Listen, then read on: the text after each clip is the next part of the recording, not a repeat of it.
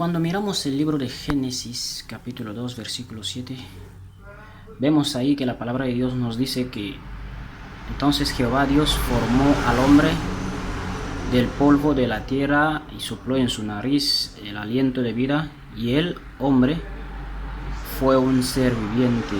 Ahora, la pregunta es, ¿para qué Dios creó al hombre? Entonces, para entenderlo, primeramente tenemos que volver un poquito hacia atrás, donde vamos a ver que Dios había creado a todo lo que vemos tanto en los cielos como aquí en la tierra. Y Dios vio que todo eso era bueno.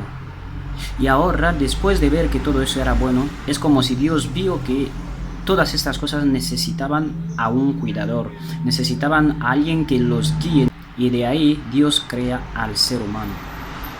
Y la otra pregunta que nos tenemos que hacer es, ¿por qué Dios no pudo enviar a un ser humano como espíritu? ¿O por qué no pudo enviar a un ángel para venir a cuidar a estos animales? ¿Por qué primeramente tuvo que formar el polvo de la tierra para hacer soplar el aliento de vida en la nariz de esta persona?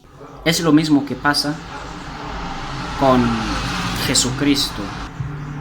Dios vio que todos ya estábamos perdidos, entonces Dios no podía enviar o no podía decir desde allá en los cielos, hijos míos, os salvo y todos ya estáis salvados, siendo que vivimos en una tierra de pecados, porque Dios sabía que de decir no, yo ya estáis salvados, pero viviendo en una tierra de pecados, corríamos el riesgo de volver a caer en la tentación, porque vivimos en una tierra donde Satanás está buscando cómo llevar a la gente a su costa.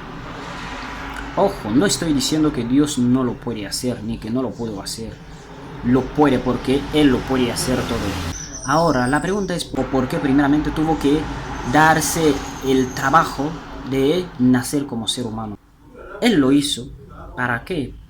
¿O por qué? Porque primeramente para que Jesús venga a salvarnos, Él tenía que primeramente saber qué es sentir hambre. Jesús primeramente tenía que saber qué es pasar por una tentación, qué es pasar por una prueba. Y por eso tuvo que venir a pasar todo eso, soportarlo, ser exento del pecado y así salvar a los que ya estamos con el pecado.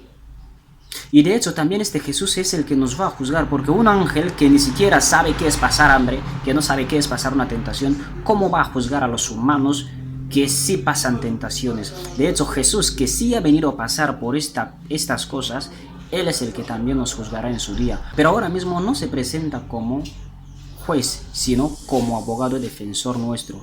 Él es el que le dirá al Padre, espera, yo sé qué es pasar hambre, espera, yo sé qué es pasar tentación, dale más oportunidad a ese que sigue fallando, yo sé que él puede arrepentirse de sus pecados y así llegar a ser lo que tú quieres que sea. Esto es lo mismo que también pasó en el jardín de Edén, porque para que Adán pudiera cuidar a los animales, primeramente tenía que convivir con ellos, saber cómo ellos reaccionan, cómo los animales hacen las cosas y así señorearles.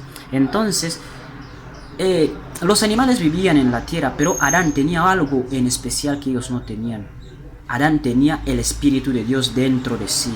Entonces, ya podemos entender el por qué primeramente Jesús tuvo que venir a nacer como ser humano para así salvar a los seres humanos siendo como Dios que es.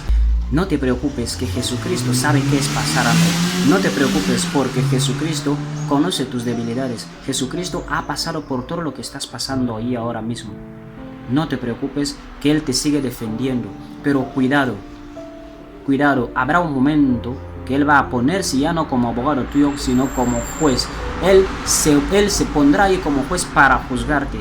Te dirá, yo estaba ahí para defenderte tanto tiempo, tantos años, tú escuchando la palabra de Dios, pero tú estabas diciendo, no, en la iglesia hay gente mala, en la iglesia hay pecadores. Y ahora, si en la iglesia hay pecadores, ¿tú qué hiciste para no volver a pecar? Así que querido hermano, querida hermana, Que en la iglesia haya gente mala, que la gente se vaya en la iglesia pero haciendo más cosas malas, no tiene que ser una excusa para ti como para no entregarle tu vida a Cristo. Recuerda, la salvación es personal. Cristo es la salvación y Él te está diciendo ahora mismo: entrégame tu vida, hijo mío. No mires qué hace el pastor, no mires qué hacen los sacerdotes, no mires qué hacen los cristianos. Mírate a ti, pregúntate a dónde te vas a ir si te llegas a morir ahora mismo. La iglesia no es un templo de santos, sino un hospital para aquellos que están enfermos en espíritu y que aspiran a ser perfectos. Entonces, cuando veas a alguien estando en la iglesia y fallando, no tiene que ser una excusa para ti o un obstáculo para ti para no entregarle tu vida a Cristo. Y tal vez te llegues a preguntar: ¿y qué relación hay entre entregarle la vida a Cristo e irme a la iglesia? Pues Cristo es el esposo y la iglesia es su esposa.